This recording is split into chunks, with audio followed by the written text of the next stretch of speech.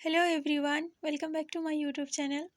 आज के इस वीडियो में हम डिस्कस करने वाले हैं इंटरमीडिएट 2021 का पॉलिटी का क्वेश्चन पेपर। टोटल हमारे पास 100 ऑब्जेक्टिव क्वेश्चंस है। सारे क्वेश्चंस को हम लोग अच्छे से कवर करेंगे।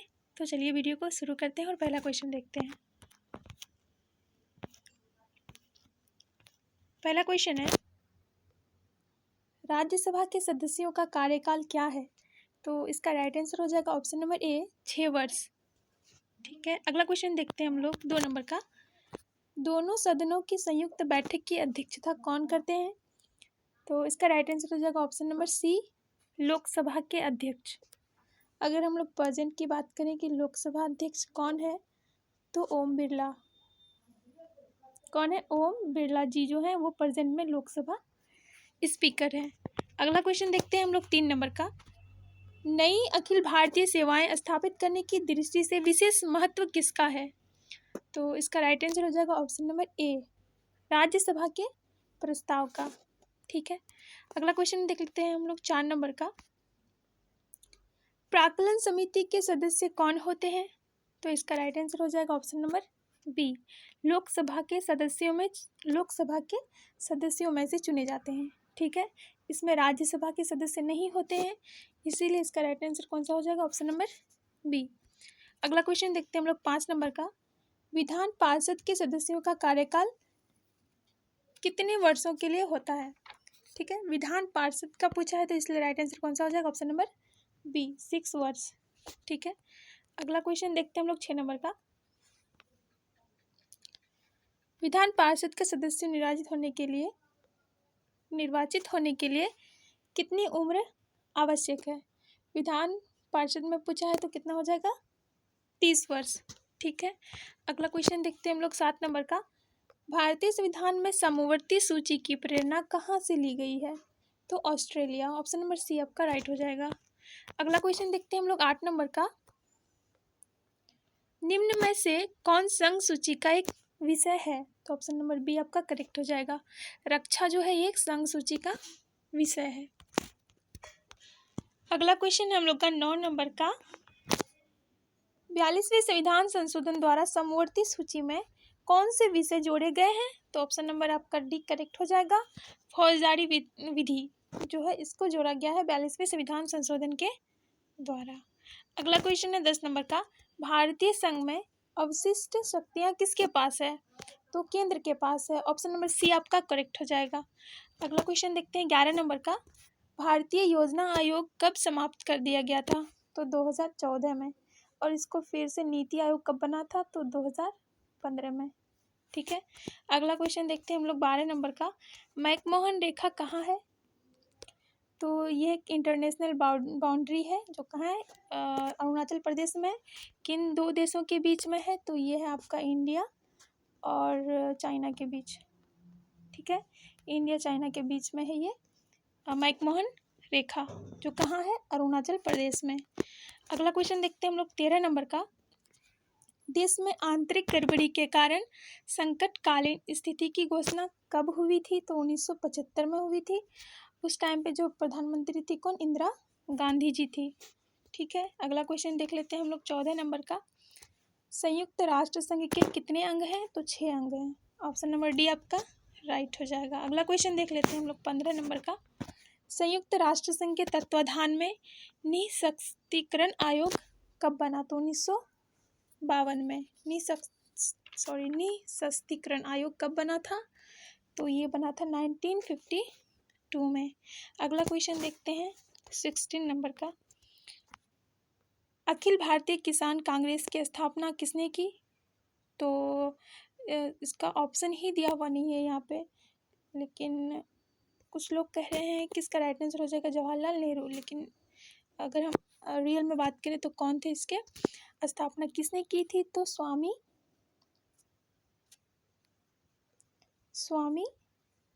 सहजानंद सरस्वती।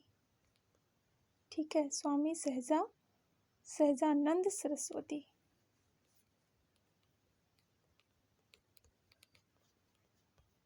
इन्होंने ही कांग्रेस की अखिल भारतीय किसान कांग्रेस की स्थापना की थी, जो कि ऑप्शन में दिया हुआ नहीं है, लेकिन कुछ लोग कह रहे हैं कि जवाहरलाल नेहरू इसका राइट आंसर हो जाएगा। तो ठीक है, अगला क्वेश्चन देखते हैं हम लोग। 17 नंबर का क्वेश्चन है, विश्व एड्स दिवस कब मनाया जाता है? तो 1 सितंबर को। ऑप्शन नंबर ए आपका करेक्ट हो जाएगा। अगला क्वेश्चन देखते हैं 18 नंबर का, सर्वप्रथम किस राज्य में महिलाओं को पंचायतों में 50% आरक्षण दिया गया है? तो बिहार में। ऑप्शन नंबर सी आपका राइट हो जाएगा। अगला क्वेश्चन देखते हैं, ब्रेजनेव किस देश के राष्ट्रपति थे? तो सोवियत संघ के। कहाँ के थे ये? सोवियत संघ के राष्ट्रपति थे। कौन? तो ब्रेजनेव।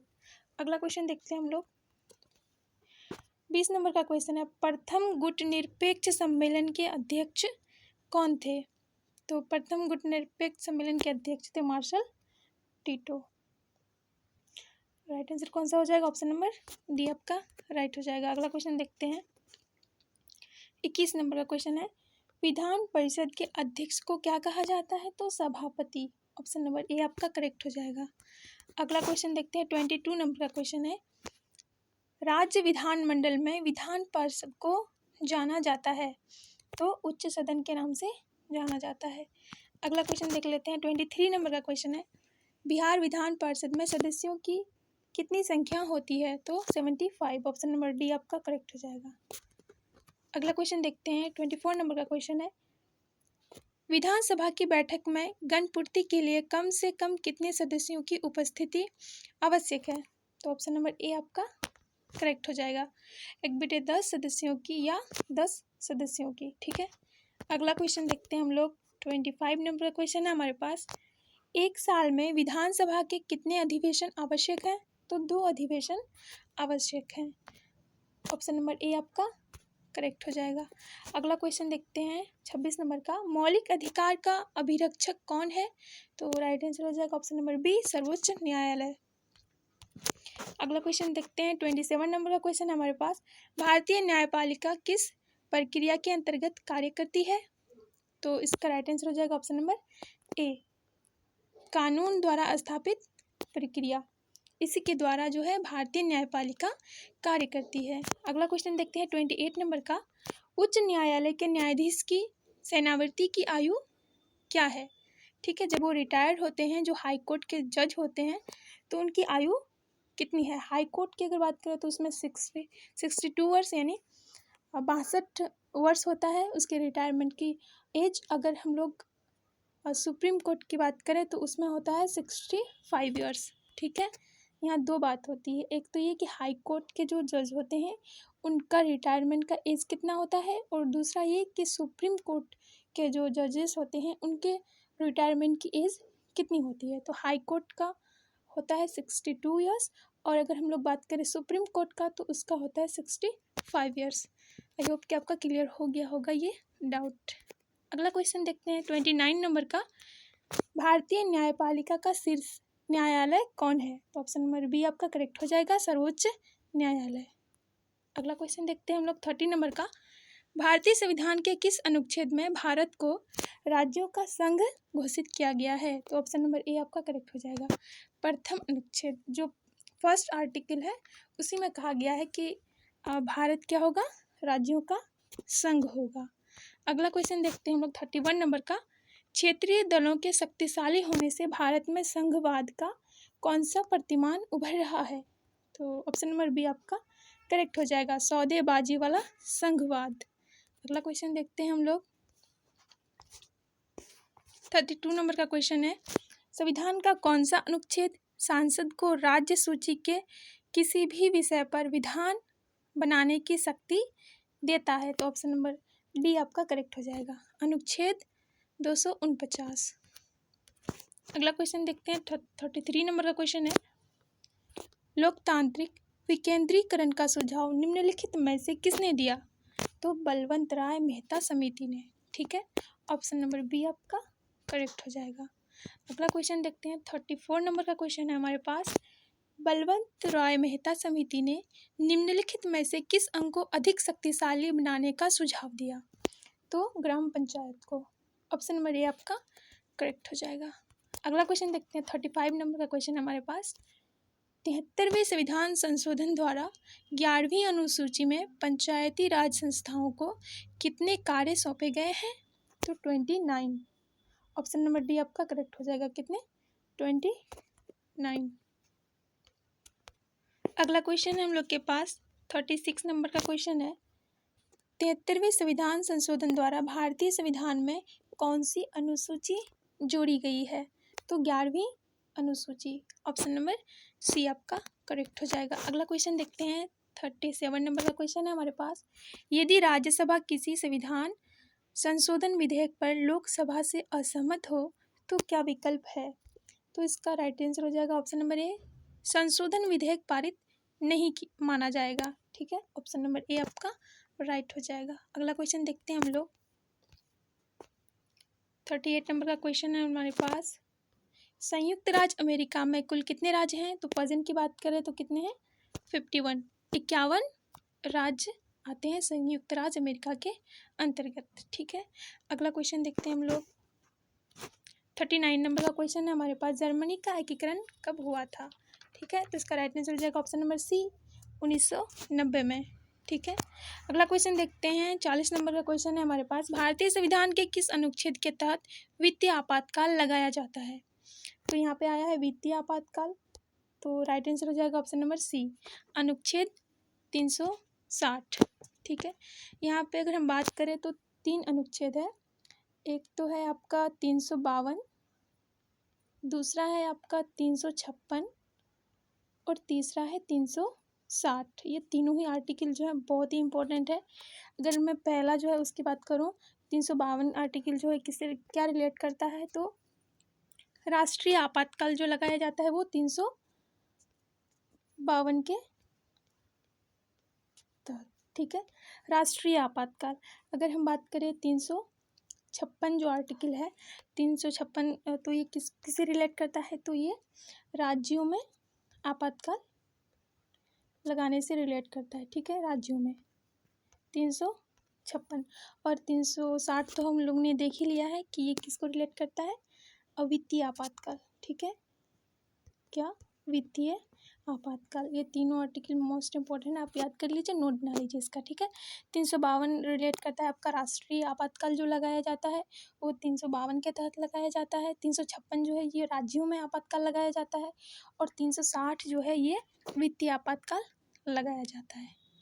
ठीक है, अगला क्वेश्चन देख लेते हैं हम लोग 41 नंबर का क्वेश्चन है हमारे पास। किसने कहा कि राजनीति मूल्यों का प्राधिकृत विनिधान है जो किसी समाज में बाध्यकारी होते हैं? तो इसका राइट आंसर हो जाएगा option number B, David Stern. ठीक है, अगला क्वेश्चन देख लेते हैं हम लोग 42 नंबर का क्वेश्चन है हमारे पास।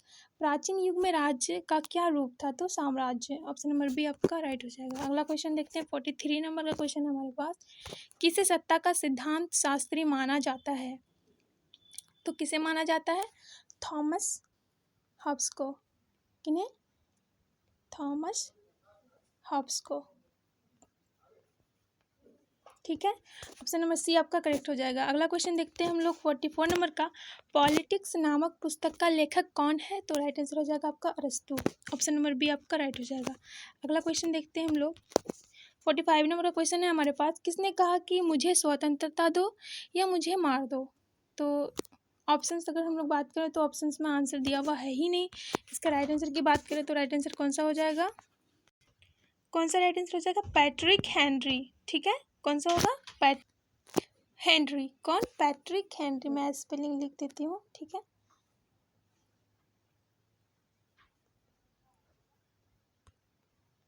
Patrick Henry. ठीक है, इसका राइट आंसर यही होगा कि मुझे स्वतंत्रता दो या मुझे मार दो, गिव मी लिबर्टी और गिव मी डेथ। ये कौन कहा था? तो पैट्रिक हेनरी जो है उन्होंने ही कहा था। ठीक है, तो यहाँ पे ऑप्शंस है ही नहीं दिया हुआ तो इसलिए आपको टिक भी नहीं करना है। अगला क्वेश्चन देख लेते हैं हम लोग 46 नंबर का क्वेश्चन है हमारे पास। किसने कहा कि मनुष्य जन्म से स्वतंत्र है किंतु हर जगह बेड़ियों में जकड़ा हुआ है? ठीक है, किसने कहा कि मनुष्य स्वतंत्र है लेकिन वो हर जगह बेड़ियों से जकड़ा हुआ है? तो रूसो। ऑप्शन नंबर सी आपका करेक्ट हो जाएगा। इन्होंने ही कहा था कि मनुष्य जन्म से स्वतंत्र तो है, परंतु हर जगह वो बेरियों से जकड़ा हुआ है। रूसो इसका राइट आंसर हो जाएगा। अगला क्वेश्चन देखते हैं हम लोग। 47 नंबर का क्वेश्चन है हमारे पास। निम्नलिखित में से कौन मार्क्सवादी विचारधारा से संबंधित नहीं है? तो ऑप्शन नंबर ए आपका राइट हो जाएगा, पूंजीवादी समाज। अगला क्वेश्चन है हमारे पास 48 नंबर का। अ ग्रामर ऑफ पॉलिटिक्स नामक पुस्तक का लेखक कौन है? तो राइट आंसर हो जाएगा आपका H.J. लॉस्की। डी नंबर आपका करेक्ट हो जाएगा। ऑप्शन डी आपका राइट हो जाएगा, बिल्कुल राइट आंसर है। अगला क्वेश्चन देखते हैं। 49 नंबर का क्वेश्चन है। भौतिक समानता का अर्थ है तो सामाजिक समानता। ऑप्शन नंबर बी आपका करेक्ट हो जाएगा। ओके, बढ़ते हैं अगले क्वेश्चन की तरफ। 50 नंबर का क्वेश्चन है हमारे पास। किस सिद्धांत के अनुसार वर्ग विहीन समाज में ही न्याय उपलब्ध हो सकता है? तो मार्क्सवादी। ऑप्शन नंबर बी आपका करेक्ट हो जाएगा। अगला क्वेश्चन है हमारे पास 51 नंबर का। भारत चीन युद्ध किस वर्ष हुआ था? तो 1962 में, ठीक है, 1962 में हुआ था भारत चीन युद्ध। अगर 1971 में हुआ था भारत पाकिस्तान युद्ध, ठीक है, भारत और पाकिस्तान के बीच युद्ध हुआ था कब? 1971 ईस्वी में। और यहाँ पे पूछा है कि भारत चीन युद्ध कब हुआ था? तो 1962 में हुआ था। और एक युद्ध हुआ था 1999 में, उसको भी मैं बता दे रही हूँ। 1999 में हुआ था भारत और पाकिस्तान के बीच युद्ध, जिसे हम लोग कारगिल युद्ध के नाम से जानते हैं। कारगिल युद्ध, ठीक है, कारगिल युद्ध कब हुआ था? तो 1999 में। अगला क्वेश्चन देखते हैं हम लोग। 52 नंबर का क्वेश्चन है हमारे पास। भारतीय विदेश नीति का आधार क्या है? तो फॉरेन पॉलिसी का आधार इनमें से सभी हो जाएगा, ठीक है, ऑप्शन नंबर डी आपका करेक्ट हो जाएगा। विश्व शांति, शांति, सह अस्तित्व, पंचशील, ये सारी जो बातें हैं ये विदेश नीति का आधार माना गया है। तो इसलिए राइट आंसर कौन सा हो जाएगा? ऑप्शन नंबर डी, इनमें से सभी। अगला क्वेश्चन है 53 नंबर का। परंपरागत सुरक्षा नीति के कौन कौन से तत्व हैं? 53 नंबर का क्वेश्चन है, तो इसमें राइट आंसर हो जाएगा ऑप्शन नंबर डी आपका राइट हो जाएगा। शक्ति संतुलन भी है, गठबंधन की राजनीति भी है और सामूहिक सुरक्षा भी है। तो ऑप्शन नंबर डी आपका राइट हो जाएगा। अगला क्वेश्चन हम लोग देख लेते हैं। 54 नंबर का क्वेश्चन है हमारे पास कि किसने कहा स्वतंत्रता हमारा जन्मसिद्ध अधिकार है? ठीक है, जन्मसिद्ध अधिकार है, तो कौन कहा था ये बात? तिलक जी ने, बाल गंगाधर तिलक जी ने ये बात कही थी कि स्वतंत्रता हमारा जन्मसिद्ध अधिकार है। अगला क्वेश्चन हम लोग का 55 नंबर का क्वेश्चन है हमारे पास। संविधान के किस अनुच्छेद द्वारा बंदी व्यक्तियों को संवैधानिक अधिकार दिए गए हैं? तो ऑप्शन नंबर ए आपका करेक्ट हो जाएगा। अनुच्छेद 22 द्वारा ये बात कही गई है, ठीक है। अगला क्वेश्चन हम लोग के पास 56 नंबर का। भारत में किस तरह की कार्यपालिका है? तो नाम मात्र की कार्यपालिका है। ऑप्शन नंबर ए आपका करेक्ट हो जाएगा, ठीक है। अगला क्वेश्चन हम लोग के पास 57 नंबर का। भारतीय संसद के उच्च अथवा द्वितीय सदन का नाम क्या है? मतलब द्वितीय सदन का क्या नाम है? तो इसका राइट आंसर हो जाएगा आपका राज्यसभा, ठीक है। उच्च सदन पूछा है और द्वितीय सदन भी, तो राज्यसभा। राज्यसभा अगर निम्न सदन रहता तो लोकसभा हम लोग लगाते, लोकसभा, ठीक है। अगला क्वेश्चन हम लोग के पास 58 नंबर का क्वेश्चन है हमारे पास। लोकसभा में बिहार के सांसदों की संख्या कितनी है? तो 40। अगर बात करें बिहार में एमपी जो है वो कितने हैं, एमपी की सीट कितनी है? तो वो है मेंबर ऑफ पार्लियामेंट जो होता है इसका फुल फॉर्म। तो कितनी सीट है? तो ये 40 है, 40 सीट है लोकसभा की बिहार में, ठीक है। अगला क्वेश्चन देख लेते हैं हम लोग। 59 नंबर का क्वेश्चन है हमारे पास। संविधान के किस अनुच्छेद के अनुसार राष्ट्रपति 2 आंग्ल भारतीयों को लोकसभा में मनोनीत कर सकता है? ठीक है, तो इसका राइट आंसर हो जाएगा आपका ऑप्शन नंबर सी, अनुच्छेद 331 के तहत 2 आंग्ल भारतीयों को लोकसभा में मनोनीत कर सकता है, ठीक है। अगला क्वेश्चन है हमारे पास 60 नंबर का। साधारण विधेयक को राज्यसभा कितने दिनों तक रोक सकती है? तो 6 माह तक। कितने माह तक? 6 माह तक वो रोक सकती है। अगला क्वेश्चन देख लेते हैं हम लोग। 61 नंबर का क्वेश्चन है हमारे पास। प्राकृतिक न्याय का सिद्धांत निम्न में से किस तत्व पर बल देता है? तो ऑप्शन नंबर डी आपका राइट हो जाएगा। कानूनी दृष्टांत पर बल देता है। अगला क्वेश्चन है हमारे पास 62 नंबर का हमारे पास क्वेश्चन है। न्याय व्यवस्था को सुरक्षित रखने में किस तत्व की सर्वाधिक महत्वपूर्ण भूमिका है? तो ऑप्शन नंबर सी आपका करेक्ट हो जाएगा। प्रभावी विधिक व न्यायिक व्यवस्था, ठीक है। अगला क्वेश्चन देख लेते हैं हम लोग। 63 नंबर का क्वेश्चन है हमारे पास। निम्नलिखित में कौन सा अधिकार अंतःकरण की स्वतंत्रता पर बल देता है? ठीक है, तो ऑप्शन नंबर डी आपका राइट हो जाएगा, नैतिक अधिकार। अगला क्वेश्चन है हमारे पास 64 नंबर का। किसने कहा कि कानून के बल के बिना अधिकार एक शब्द की तरह है जिससे मनुष्य की कोई सुरक्षा नहीं हो सकती है? ठीक है, तो इसका राइट आंसर हो जाएगा option number B, Thomas Hobbes. ठीक है, अगला क्वेश्चन देख लेते हैं हम लोग। 65 नंबर का क्वेश्चन है हमारे पास। 1948 में संयुक्त राष्ट्र संघ ने कौन सी घोषणा अपनाई? तो ऑप्शन नंबर ए आपका करेक्ट हो जाएगा, मानव अधिकारों की सार्वभौम घोषणा। ऑप्शन नंबर ए आपका करेक्ट हो जाएगा। अगला क्वेश्चन है हमारे पास 66 नंबर का। 66 नंबर का क्वेश्चन है हमारे पास। अधिकारों की सामाजिक उपयोगिता का सिद्धांत किसने प्रतिपादित किया? तो John Locke. Option number B आपका करेक्ट हो जाएगा। अगला क्वेश्चन है हमारे पास 67 नंबर का। अधिग्रहण युक्त व्यक्तिवाद की अवधारणा किसके चिंतन में निहित है? तो हॉब्स व ग्रीन। ऑप्शन नंबर ए आपका करेक्ट हो जाएगा। अगला क्वेश्चन हमारे पास 68 नंबर का। नागरिक गणतंत्रवाद का सूत्र किसने प्रतिपादित किया? तो ऑप्शन नंबर बी आपका करेक्ट हो जाएगा, रूसो ने। अगला क्वेश्चन देख लेते हैं। 69 नंबर का क्वेश्चन है हमारे पास। 69 नंबर का क्वेश्चन है, नागरिक निष्क्रियवाद पदबंध प्रतिपादित किया तो किसने किया था? ऑप्शन नंबर ए आपका करेक्ट हो जाएगा, जुर्गेन हैबरमॉस ने। ऑप्शन नंबर ए आपका करेक्ट हो जाएगा। 70 नंबर का क्वेश्चन है हमारे पास। किसने कहा कि धर्म लोगों के लिए अफीम है? तो कार्ल मार्क्स ने। ऑप्शन नंबर सी आपका करेक्ट हो जाएगा। कार्ल मार्क्स जी जो थे उन्होंने कहा था कि धर्म लोगों के लिए अफीम है। अगला क्वेश्चन हम लोग के पास 71 नंबर का। शीत युद्ध के दौरान जर्मनी का एकीकरण किस वर्ष में हुआ? तो अक्टूबर 1990 में हुआ था। ठीक है, ऑप्शन नंबर सी आपका करेक्ट हो जाएगा, अक्टूबर 1990 में। अगला क्वेश्चन है 72 नंबर का। संयुक्त राष्ट्र संघ के प्रथम महासचिव कौन थे? तो ट्रिग्यू लाइव। ऑप्शन नंबर ए आपका करेक्ट हो जाएगा। यहाँ पे संयुक्त राष्ट्र संघ के प्रथम महासचिव पूछे, ना कि ये क्वेश्चन में है कि एशिया के प्रथम महासचिव कौन थे संयुक्त राष्ट्र संघ में। तो अगर वो क्वेश्चन रहता तो वहाँ पे हो जाता यूथांट। यूथांट जी जो थे वो एशिया के संयुक्त राष्ट्र संघ में प्रथम महासचिव थे। ठीक है, यहाँ पे राइट आंसर कौन सा हो जाएगा? ऑप्शन नंबर ए आपका राइट हो जाएगा। अगला क्वेश्चन देख लेते हैं 73 नंबर का। ताशकंद समझौता कब हुआ था? तो ऑप्शन नंबर सी आपका करेक्ट हो जाएगा, 1966 में हुआ था।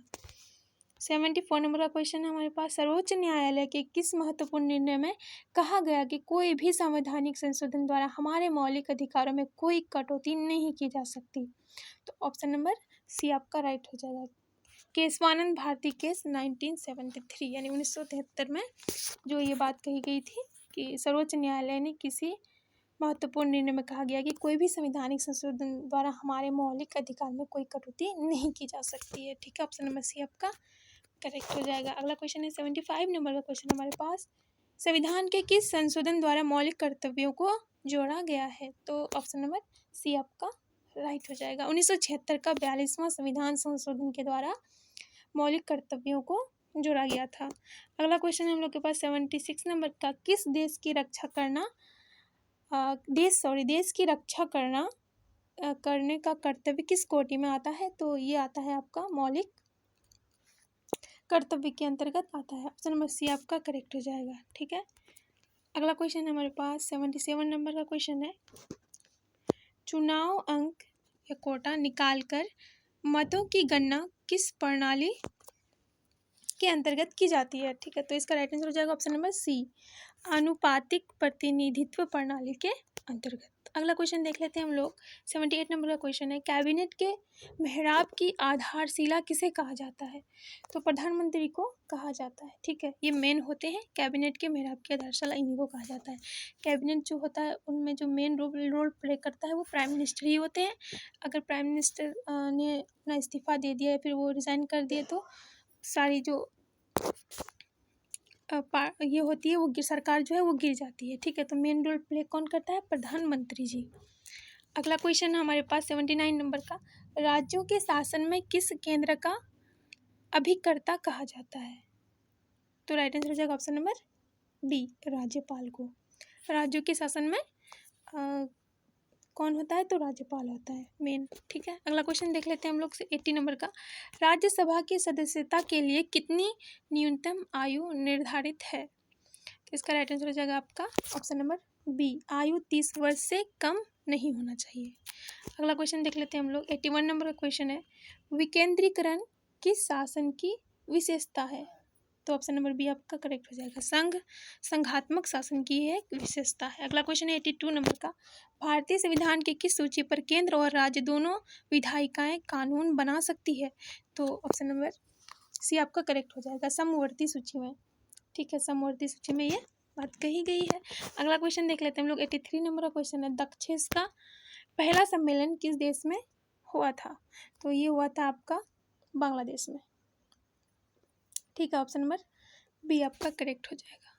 अगला क्वेश्चन देख लेते हैं 84 नंबर का क्वेश्चन है हमारे पास, नगर निगम स्थापित होने के लिए कम से कम कितनी जनसंख्या आवश्यक है? तो 5 लाख से अधिक। ऑप्शन नंबर सी आपका करेक्ट हो जाएगा। अगला क्वेश्चन है हमारे पास 85 नंबर का, भारतीय नागरिकता संशोधन अधिनियम 1986 के अनुसार जो व्यक्ति पंजीकरण के माध्यम से भारतीय नागरिकता प्राप्त करना चाहते हैं उन्हें अब भारत में कम से कम कितने वर्ष निवास करना होगा? तो 10 वर्ष निवास करना होगा। पहले वो 10 वर्ष यहाँ पे रुकेंगे, रहेंगे, उनके बाद ही उन्हें नागरिकता मिल सकती है इंडिया की। ठीक है, अगला क्वेश्चन देख लेते हैं हम लोग 68 नंबर का क्वेश्चन है हमारे पास। 86 नंबर का क्वेश्चन है हमारे पास, हमारी नियोजन व्यवस्था किस विचारधारा पर आश्रित है? तो किस पर आश्रित है? तो लोकतांत्रिक समाजवाद पर आश्रित है। ठीक है, अगला क्वेश्चन देख लेते हैं हम लोग, पंचवर्षीय योजना में गरीबी हटाओ कार्यक्रम को विशेष स्थान दिया गया था। तो ऑप्शन नंबर सी आपका करेक्ट हो जाएगा। 5वीं पंचवर्षीय योजना जो हुई थी उसी में कहा गया था कि गरीबी हटाओ जो कार्यक्रम है उस पर विशेष महत्व दिया जाए। ठीक है, अगला क्वेश्चन देख लेते हैं हम लोग 88 नंबर का क्वेश्चन है हमारे पास, किस संविधान संशोधन के द्वारा नगर निकायों को संवैधानिक दर्जा दिया गया है? तो 74वां संविधान संशोधन। ऑप्शन नंबर सी आपका करेक्ट हो जाएगा। अगला क्वेश्चन है हमारे पास 89 नंबर का क्वेश्चन है, अनुसूचित जाति संघ की स्थापना किसने की थी? तो डॉक्टर भीमराव अंबेडकर जी जो थे उन्होंने ही अनुसूचित जाति संघ की स्थापना की थी, इसीलिए ऑप्शन नंबर बी आपका करेक्ट हो जाएगा। अगला क्वेश्चन है हमारे पास 90 नंबर का, भारत के वर्तमान राष्ट्रपति का नाम क्या है? तो प्रेजेंट में जो हमारे प्रेसिडेंट है वो कौन है? प्रेसिडेंट रामनाथ कोविंद जी। ठीक है, ऑप्शन नंबर ए आपका करेक्ट हो जाएगा। अगला क्वेश्चन हमारे पास 91 नंबर का, किस विचारक ने युद्ध को क्रूर अनिवार्यता कहा? तो ऑप्शन नंबर डी आपका करेक्ट हो जाएगा, ग्रीन ने। किसने कहा था? ग्रीन ने कहा था। अगला क्वेश्चन है हमारे पास 92 नंबर का, किसने कहा कि शक्ति कायरों का सपना है? शक्ति जो है ये कायरों का सपना है, तो मुसोलिनी। ऑप्शन नंबर बी आपका करेक्ट हो जाएगा। अगला क्वेश्चन है हमारे पास 93 नंबर का, अंतर्राष्ट्रीय शांति तथा सुरक्षा बनाए रखने हेतु 1920 में किस संगठन की स्थापना हुई थी? तो हुई थी राष्ट्र संघ की। ऑप्शन नंबर बी आपका करेक्ट हो जाएगा। अगला क्वेश्चन है हमारे पास 94 नंबर का क्वेश्चन है, अंतर्राष्ट्रीय अणु ऊर्जा अभिकरण की स्थापना कब हुई थी? तो ये हुई थी आपका 1957 में। ऑप्शन नंबर बी आपका करेक्ट हो जाएगा। ठीक है, अगला क्वेश्चन है हमारे पास 95 नंबर का क्वेश्चन है, भारत में प्रथम आम चुनाव कब हुआ था? तो 1952 में। ठीक है, 1951-52 में हुआ था। कब? 1951 से 1952 में। ऑप्शन नंबर डी आपका करेक्ट हो जाएगा। अगला क्वेश्चन है हमारे पास 96 नंबर का, भारत में नई आर्थिक नीति की शुरुआत कब हुई? तो नई आर्थिक नीति की शुरुआत हुई थी 1991 में। ठीक है, इसलिए राइट आंसर कौन सा हो जाएगा? Option number B. अगला क्वेश्चन है हमारे पास 97 नंबर का क्वेश्चन है हमारे पास, संयुक्त राष्ट्र संघ की स्थापना कब हुई थी? संयुक्त राष्ट्र संघ की स्थापना हुई थी अक्टूबर 1945 में। कब हुई थी? 24 अक्टूबर 1945 में। ठीक है, संयुक्त राष्ट्र संघ की स्थापना हुई थी 24 अक्टूबर 1945 ईस्वी को। ऑप्शन नंबर ए आपका करेक्ट हो जाएगा। अगला क्वेश्चन है हमारे पास 98 नंबर का, अंतर्राष्ट्रीय न्यायालय का मुख्यालय कहाँ अवस्थित है? तो ऑप्शन नंबर डी आपका करेक्ट हो जाएगा, दी हेग में। हेग में अंतर्राष्ट्रीय न्यायालय जो है उसका मुख्यालय अवस्थित है। अगला क्वेश्चन है हमारे पास 99 नंबर का, गुट निरपेक्ष देशों का प्रथम शिखर सम्मेलन कहाँ आयोजित किया गया था? तो ये हुआ था बेलग्रेड में। ऑप्शन नंबर डी आपका करेक्ट हो जाएगा। अगला क्वेश्चन है हमारे पास 100 नंबर का। किस वर्ष में पश्चिमी राष्ट्रों ने नाटो की स्थापना करी थी? तो 1949 में। ऑप्शन नंबर सी आपका करेक्ट हो जाएगा। ओके, टोटल हम लोगों ने कितना क्वेश्चन किया? 100 ऑब्जेक्टिव क्वेश्चंस कवर किया है, वो भी बहुत अच्छे तरीके से। आई होप आपको वीडियो अच्छा लगा हो। वीडियो अच्छा लगा हो तो वीडियो को लाइक कीजिए, चैनल पर नए हैं तो चैनल को सब्सक्राइब कर दीजिए। मिलते हैं नेक्स्ट वीडियो में। Thanks for watching.